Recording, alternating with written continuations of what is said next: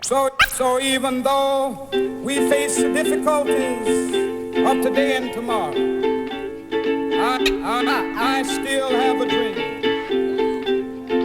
It is a dream deeply rooted in the American dream.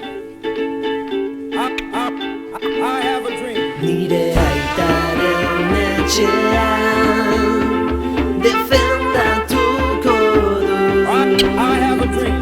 Nire amaren etxean One day. defendatuko du.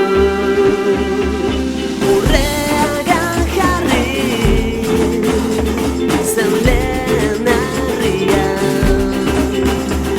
nabaste tolasan kate armarrian,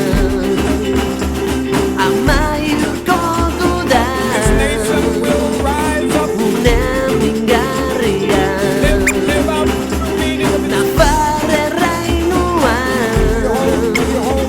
gaurko Euskal Herrian. Behold these truths to be self-evident, that all men are Gure Euskal Herrian, nire aitaren etxean defendatuko du. Nire amaren etxean defendatuko du.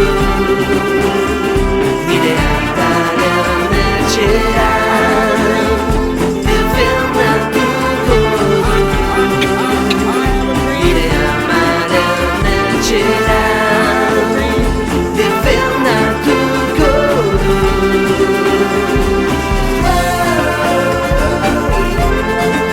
sons of former slaves and the sons of former slaves will make me able to sit down together at the table of brotherhood.